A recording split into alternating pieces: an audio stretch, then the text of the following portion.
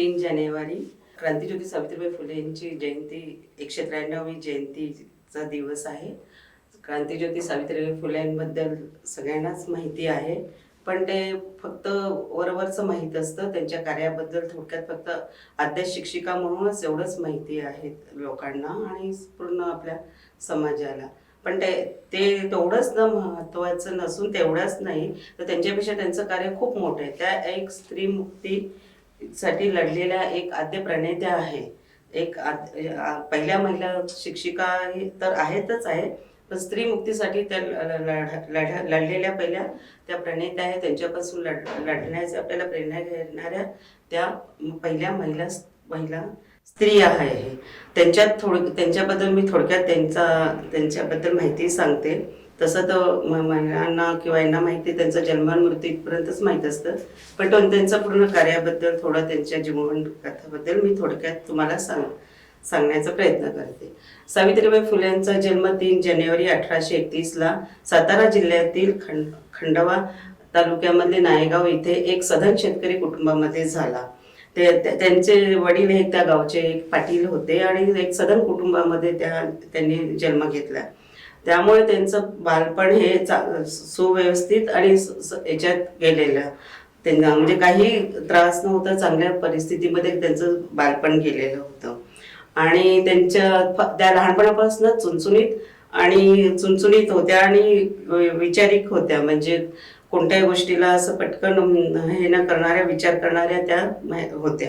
आणि त्यांच्यासाठीच मग त्यांना जेव्हा मुलगा पाहायचा म्हणून त्यांच्या वडिलांनी त्यांच्या लग्नासाठी फार मुलाचा शोध घेतला. म्हणजे जेव्हा त्यांचं लग्न हे 9व्या वर्षी झालं त्यांच्यात, तरी त्या काळामध्ये 9 वर्ष म्हणजे पण खूपच म्हणजे घोड नवरी म्हणूनच समजत होते. कारण की त्या काळामध्ये 6-7 वर्षाच्या झाल्या मुली की लगेच त्यांचं लग्न होत होतं. पण त्यांच्या वडिलांनी जोपर्यंत त्यांना माहित होती आपली मुलगी किती चुणचुणीत आहे, किती हुशार आहे, तर तिला योग्य जोडीदार मिळाला पाहिजे म्हणून त्यांच्या वडिलांनी लग्नाची घाई नाही केली. जेव्हा त्यांना ज्योतिबा फुल्यांचं स्थळ आलं आणि बघितलं की ज्योतिबा फुल्यांचं त्यांनी स्थळ बघितलं आणि हाही मुलगा खूप चुणचुणीत आणि हुशार आहे, तर त्यामुळे त्यांनी त्यांच्यासोबत सावित्रीबाईंचं लग्न झालं. 1840 मध्ये सावित्रीबाईंचं महात्मा फुल्यांसोबत लग्न झालं. तेव्हा महात्मा फुले 13 वर्षाचे होते आणि सावित्रीबाई 9 वर्षाच्या होत्या. फुल्यांचं कार्य तर आपल्याला माहिती आहे. फुल्यांनी जी महिलांसाठी आपली शाळा उघडली गेली, पण त्यामागचा एक हे होता उद्देश की फुले पहिलेपासून हुशार असल्यामुळे महात्मा फुलेंना त्यांच्या वडिलांनी शिक्षण शाळेमध्ये टाकलं होतं, कॉन्व्हेंट शाळेमध्ये. ते शिकले, इंग्लिश पण शिकले.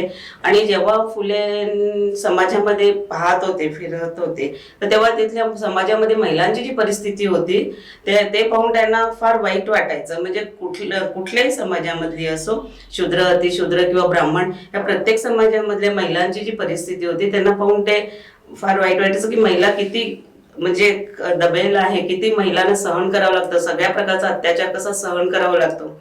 याला जोपर्यंत महिला शिक्षित होत नाही, स्वतः विचार करू शकत नाही, आपल्यावर होणाऱ्या अन्यायाचा विचार करू शकत नाही, आपल्याला याच्यातनं कसं बाहेर पडतं जोपर्यंत विचार हे नाही करू शकत, तोपर्यंत महिलांची मुक्ती नाही. हे महात्मा फुल्यांनी ज्योतिबा फुल्यांनी हे तेव्हा त्यांच्या लक्षात आलं.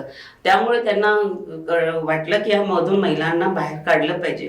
पण तेव्हा जी सामाजिक परिस्थिती होती, समाजामध्ये खूपच प्रमाणात दारिद्र्य, नंतर अंधश्रद्धा हे खूप मोठ्या प्रमाणावर पसरलेलं होतं. याच्यातनं जे घरामध्येच महिला ही पुरुषासोबत आपल्या बोलू शकत नव्हती, घराच्या म्हणजे बाहेर येऊ शकत, बाहेर तर येणं शक्यच नाही, घरातल्या घरात सुद्धा पुरुषांसमोर बोलू शकत नव्हती. त्या महिलांना जागृत कसं करायचं, त्यामुळे मग त्यांची एक हे होती, बहीण होती, आत्या होती, सगुण आत्या. त्यांनी खरं म्हणजे फुल्यांना घडवलं. त्यांनी फुल्यांना सामाजिक जाणीव करून दिली, महिलांबद्दल जाणीव करून दिली. तर तेव्हा मग त्यांच्या लक्षात आलं की याचं जसं करायचं असेल, आणि त्या सगुण आत्यानीच त्यांना सांगितलं की तू सावित्रीबाईंना शिकव आणि याच्यामधनं तू एक मार्ग काढ. आणि त्यामुळे मग फुल्यांनी सावित्रीबाईंना जेव्हा शेतामध्ये काम करताना माती जात होते, तेव्हा आंब्याच्या झाडाखाली बसून त्यांना सावित्रीबाईंना शिकवलं, शाळेत टाकलं. शाळेतनं त्यांना ट्रेनिंग देऊन त्या शिक्षिका झाल्या.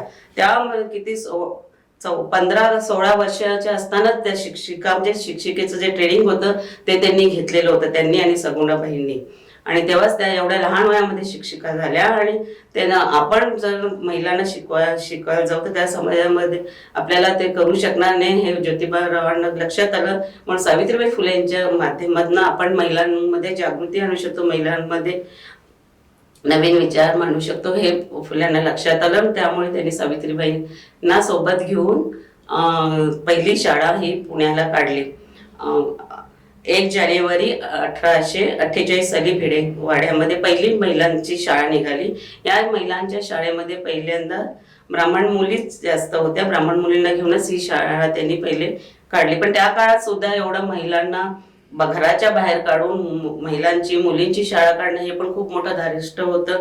कारण त्या काळामध्ये मुलींना म्हणजे काहीच स्वातंत्र्य नव्हतं, तरी पण त्यांना घराच्या बाहेर काढून शाळेत आणणं हे खूप मोठी जबाबदारी सावित्रीबाईंनी आणि त्यांच्यासोबत फातिमा शेख ज्या दुसऱ्या शिक्षिका होत्या त्यांना ज्यांनी सहाय्य केलं, त्यांच्यासोबत शिक्षिका म्हणून सोबत राहिल्या, त्या दोघींनी मिळून मुलींना बाहेर काढून पहिले शाळेमध्ये आणलं. हे खूप मोठं कार्य सावित्रीबाईंनी त्या काळामध्ये केलं. त्यांना एक ती जिद्द होती की मुलींनी शाळेत आली पाहिजे. त्या निमित्ताने त्यांनी त्या मुलींना बाहेर म्हणजे काढून पहिली शाळा केली.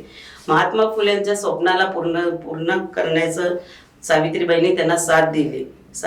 नुसतं म्हणजे आपण विचार करतो की महात्मा फुलेंचंच कार्य किंवा सावित्रीबाईचं, पण त्या दोघांचंच कार्य आपल्या समाजासाठी, समाजाच्या उन्नतीसाठी, समाजामध्ये परिवर्तन घडवण्यासाठी फार महत्वाचं मोलाचं कार्य आहे त्या दोघांचं. ते पहिली शाळा त्यांनी काढल्यानंतर त्यांच्या लक्षात आलं की शूद्र अतिशूद्रांना तर बिलकुलच वाव नाहीये, काही शिक्षणाचा म्हणा का काही या समाजात स्थानच नाहीये. तर त्यांच्यामध्ये पण त्यांना स्थान मिळवायसाठी, त्यांच्या जागृती यासाठी म्हणून मग त्यांनी 15 मेला 1848 साली शूद्रांसाठी दुसरी शाळा उघडली, दुसऱ्या शाळा निर्माण केली. त्याच्यामध्ये मग सावित्रीबाई तिथे जाऊन त्या शूद्रांना आणि अतिशूद्र जे होते विद्यार्थी मुलं होते त्यांना त्या शिकवायला लागले. अशा प्रकारे त्यांनी एका वर्षामध्ये 18 शाळा स्थापन केल्या आणि 18 शाळेमध्ये वेगवेगळ्या ठिकाणी त्यांनी शिकवायला सुरुवात केली. ही तर शैक्षणिक बाब झाली, पण समाजामध्ये नुसतं शिक्षण देऊन किंवा हे घेऊनच समाज परिवर्तन होणार नाही की समाजात नाही. बाकी महिलांच्या काही समस्या होत्या, बाकी महिलांचे काही प्रश्न होते, त्याच्याबद्दलही सावित्रीबाई विचार करू लागल्या. त्याच्यामध्ये पण काही आपल्या परीने कार्य करता येईल का असं राहिल्या. त्या काळामध्ये खूप लहान वयामध्येच मुलींचे लग्न होत होते. म्हणजे बालविवाह म्हणतो तसं मुलगा हा खूप मोठ्या वयाचा राहायचा आणि मुलगी अगदी 7-8 वर्षाची राहायची. त्या काळामध्ये मुलगा जो मोठा व्हायचा असं तो लवकरच मरण पाहायचा आणि ती मुलगी विधवा होऊन जायची. म्हणजे त्या लहान वयातच विधवा मुली ज्या होत होत्या त्यांचं जगणं फार असह्य व्हायचं. त्यांच्यावर समाजामधले बाकी त्यांच्या घरातले लोक जे अत्याचार करायचे आणि त्याला वाचाही फोडू शकत नव्हत्या. जो अत्याचार व्हायचा तो मुकाटपणे सहन करायच्या. मग त्यातनं कधी किंवा एखादी विधवा असेल तर तिच्याकडनं कधी चुकून काही हे चूक झाली तर त्याच्यामधनं मग त्या महिला कधी गरोदर राहायच्या.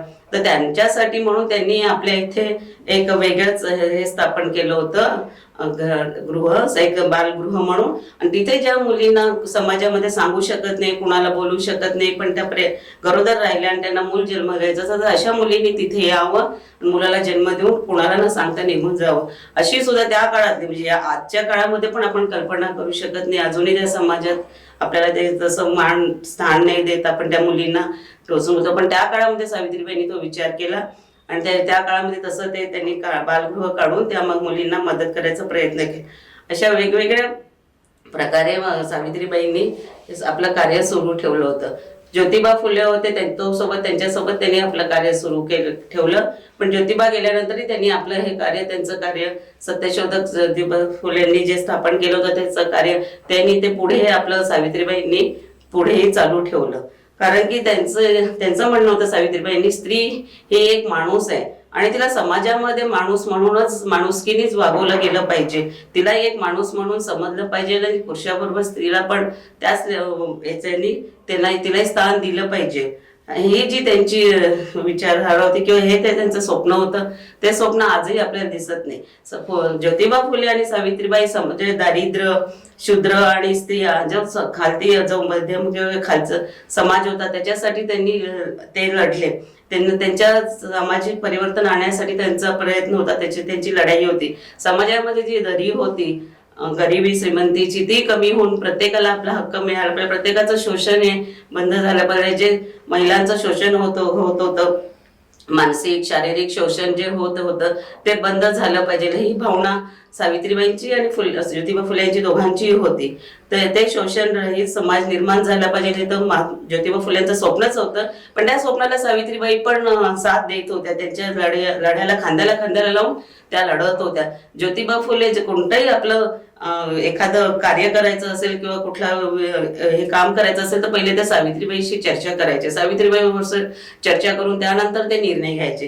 म्हणजे त्यांच्या कार्यामध्ये सावित्रीबाई त्यांच्याच जोडीला जोड खांद्याला खांद्याला लावून काम करत होत्या. पण त्यांची सावित्रीबाईंची ओळख नुसती महात्मा ज्योतिबा फुलेंच्या बायको मिळून किंवा त्यांच्याबरोबर काम करणारे म्हणून सगळेच सावित्रीबाई फुलेंचं एक वेगळे व्यक्तिमत्व आहे, स्वतःचं त्यांचं एक व्यक्तिमत्व असून महिलांसाठी लढणाऱ्या त्या आद्य क्रांतिकारी महिला आहे. आणि आत्ताच्या पिढीला त्यांचा एक आदर्श आपल्या डोळ्यासमोर राहतो, कारण की त्यांचं जे स्वप्न होतं सावित्रीबाई फुलेंचं ते आताही पूर्ण झालेलं नाहीये. सावित्रीबाई असं कार्य करता करता त्या काळामध्ये प्लेगची साथ आली होती, त्यांचं वय होऊन गेलं होतं, पण तरी पण तेव्हा त्यांनी आपल्या वयाचा किंवा याचा विचार न करता त्याने त्या प्लेगच्या साथीमध्ये काम केलं आणि त्याच्यामध्ये स्वतः त्यांना प्लेग होऊन स्वतः त्याच्यामध्ये 10 मार्चला 97 साली देवस्थान झाल्या.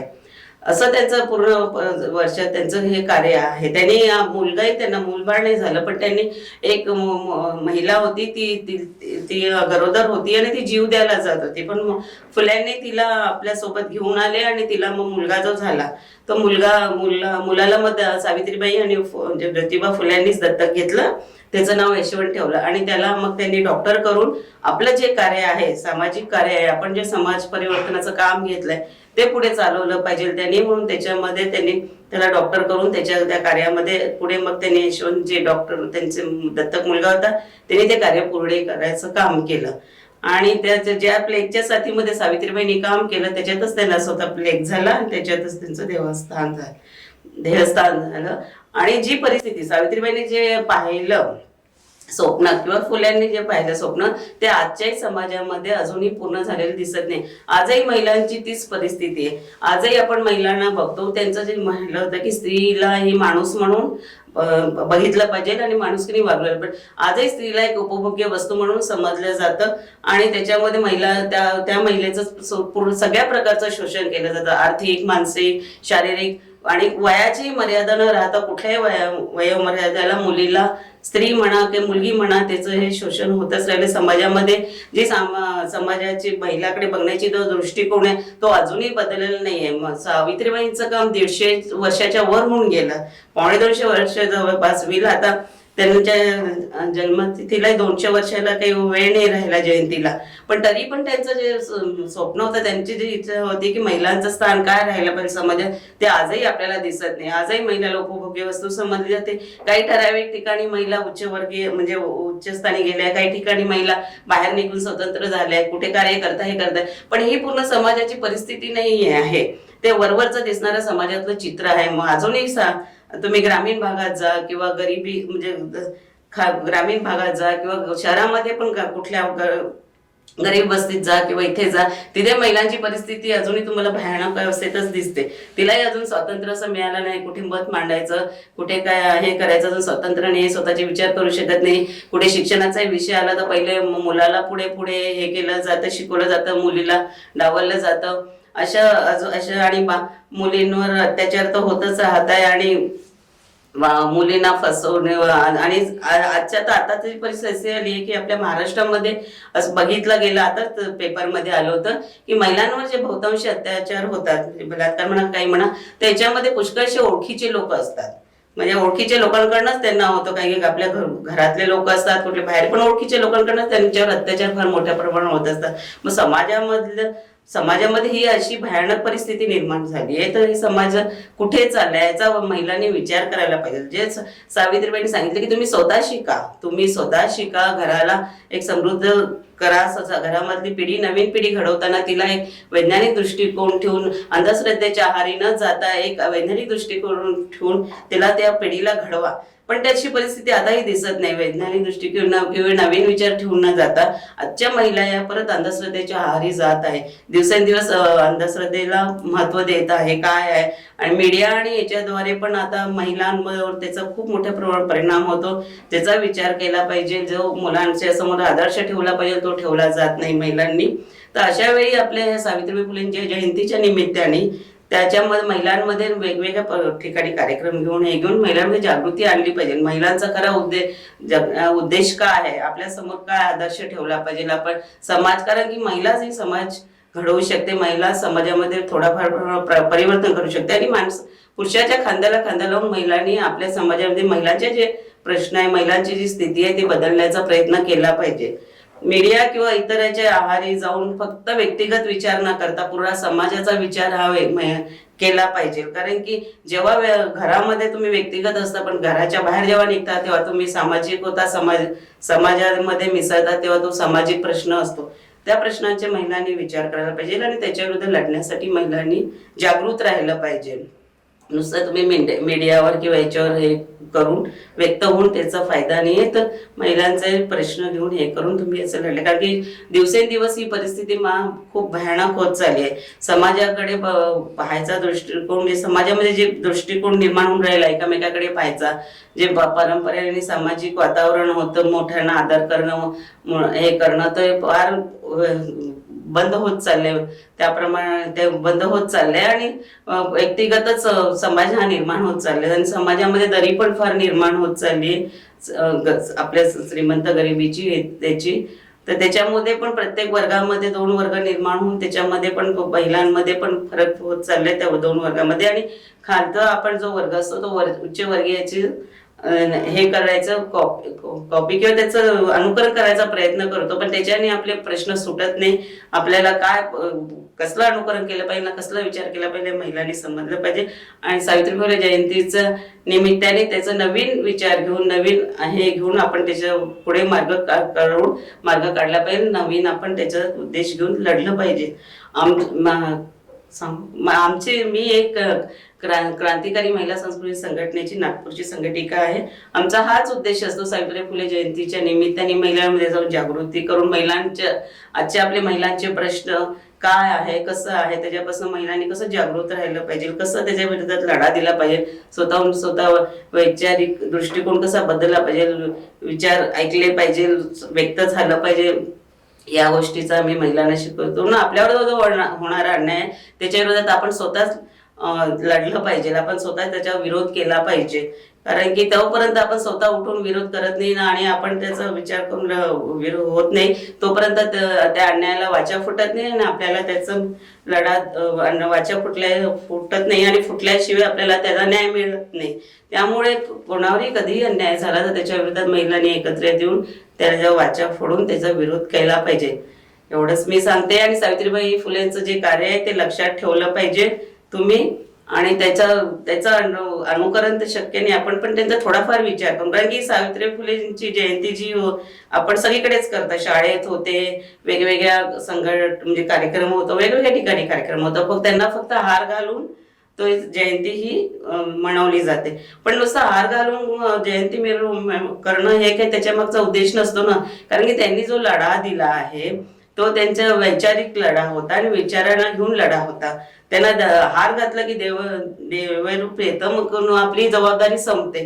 पण ती जबाबदारी आपली संपली नाही पाहिजे. त्यांच्या विचाराला घेऊन आपण पुढे लढलं पाहिजे, विचाराला घेऊन चाललं पाहिजे.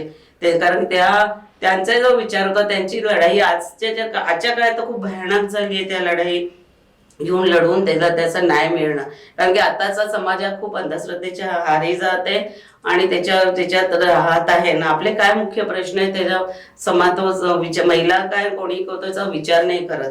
त्याच्यामुळे आजचे जे प्रश्न आहे, आपले व्यक्तिगत जे प्रश्न आहे, आपले व्यक्तिगत किंवा सामाजिक जो प्रश्न आहे, आपल्या पुढे जे प्रश्न उभे आहे त्याचा महिलांनी विचार केला पाहिजे. श्रद्धा ही आपली घरगुती म्हणजे घरापुरती ठेवली पाहिजे, अंधश्रद्धेच्या आहारी नाही गेलं पाहिजे ना, त्यात वाहत न जाता आपली नवीन पिढी वैज्ञानिक दृष्टिकोनातून ठेवून नवीन पिढी घडवणे हे आपल्या महिलांच्या हातात आहे.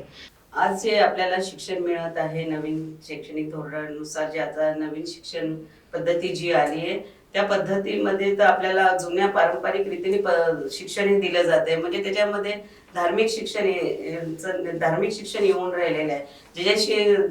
ज्याच्यामुळे जे नवीन वैज्ञानिक शिक्षण आहे, नवीन शिक्षण आहे ते नाही तर धार्मिक शिक्षण आहे, जे धार्मिक शिक्षणाला महत्व देत आहे आणि ते मुलांवर थोपवत आहे. म्हणजे मुलांना विचार करायला लावत नाही. आणि ते पहिले पण 86 साली पण नवीन शैक्षणिक धोरण आलं होतं, तेही त्याच पद्धतीचं होतं. आणि आता पण जे आलेलं आहे नवीन शैक्षणिक धोरण ते त्याच पद्धतीचं आहे. खरं म्हणजे मुलांना या शिक्षणापासून माणूस हा माणूस म्हणून घडत नाहीये. जे फुल्यांना सावित्रीबाईंना अपेक्षित होतं शिक्षण, की ज्या शिक्षणापासून माणूस हा माणूस म्हणजे व्यक्ती जी मुलं जी आहे ती माणूस म्हणून घडेल, सुज्ञान माणूस म्हणून समाजामध्ये निर्माण होईल, सामाजिक जाणीव असलेला माणूस तिथे तो निर्माण होईल. पण तसा माणूस निर्माण होता एक परंपरेचं रूढी परंपरा ज्याचा फुल्यांनी आणि सावित्रीबाईंनी विरोध केला. रूढी परंपरा ज्या पारंपरिक रूढी परंपरा होता, अंधश्रद्धेच्या आधारावर ज्या पारंपरिक रूढी परंपरा होता, ज्यांचा तो विरोध त्या काळामध्ये फुल्यांनी आणि सावित्रीबाईंनी केला होता. त्याच पद्धतीचं शिक्षण, त्याच पद्धतीच्या रूढी परंपरा आता परत आपल्या समाजामध्ये मोठ्या प्रमाणावर वाढवत आहे. कारण की आणि त्याच्या मागे एक राजकीय दृष्टिकोन आहे. त्याच्यामध्ये समाजाला गुंतवून ठेवल्यावर समाज हा विचार किंवा महिला किंवा पुरुषही विचार नाही करत की आपल्या मुख्य प्रश्न काय आहे, आपल्या मुलांना शिक्षण कसं मिळेल, स्वस्त शिक्षण मिळेल की नाही, किंवा आरोग्याचे जे प्रश्न आहे, बाकीचे प्रश्न आपल्या समोर जे असून पडलेले आहे, नोकरीचे प्रश्न, बाकीचे जे प्रश्न आहे समजा, त्या प्रश्नाला आपण तो विचार न करत त्या धर्माच्या राजकारणामध्ये, जातीच्या राजकारणामध्ये आपण पूर्ण अडकून पडतो आणि त्याच्यातच आपण गुंतून राहतो. तर त्याचे जे फुल्यांनी आणि सावित्रीबाईंनी सांगितलं की त्याच्यातनं अडकवता आपले बौद्धिक पातळी वाढवून तुम्ही बुद्धीने विचार करून खरं काय आहे, सत्य काय आहे ते पडताळून पाहिलं पाहिजे. असं शिक्षण आज देत नाहीये, तुमच्यावर थोपवलं जात आहे. आणि आपण आताचा हा समाज आहे ते थोपवलेला विचार न करता त्याच्या आहारी जात आहे. तर अशाने जी नवीन पिढी निर्माण होईल, ती नवीन पिढी एक सुज्ञ पिढी म्हणून कधीच नाही निर्माण म्हणून ती होणार नाही. एक सांगकाम्य म्हणून एक नवीन पिढी निर्माण होते. आणि आताच समाजामध्ये जी परिस्थिती दिसते, तरुण पिढीचं वागणं, तरुण पिढीचं आताच जे आहे ते त्याच्यावरून आपल्याला लक्षात येतं की ही असेच परिस्थिती राहील तर पुढे समाज कुठल्या दिशेने जाईल, कुठल्या म्हणजे झुंडशाही समाजामध्ये वाढेल, वैचारिकता राहणार नाही समाजामध्ये, त्याच्याने एक समाज विकृतीकडे चाललेला आहे, तो विकृतीकडे जाईल. त्या सर्व गोष्टीचा आपण सर्वांनी विचार केला पाहिजे की आपल्याला कसा समाज पाहिजे.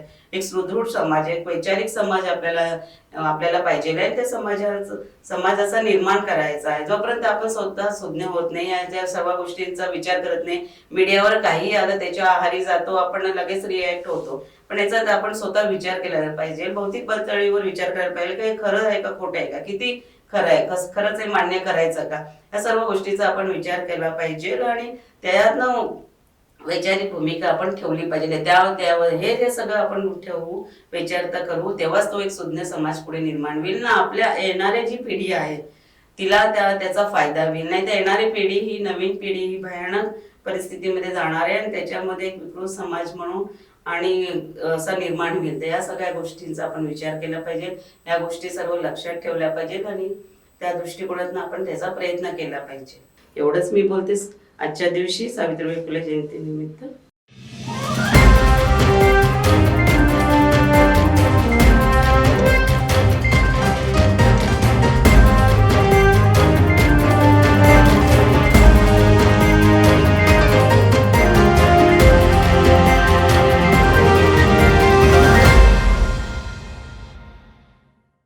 गहनों से ऐसे सजे सजाए, सबसे आकर्षक मुझे बनाए, रेणुका ज्वेलर्स के गहने ऐसे सबके दिलों को जीत जाए. Renuka jewellers, Renuka jewellers. Renuka jewellers 1998 से गोल्ड और डायमंड ज्वेलरी के लिए सबसे विश्वसनीय नाम। अमन इंपीरियल नियर अनंत नगर बस स्टॉप।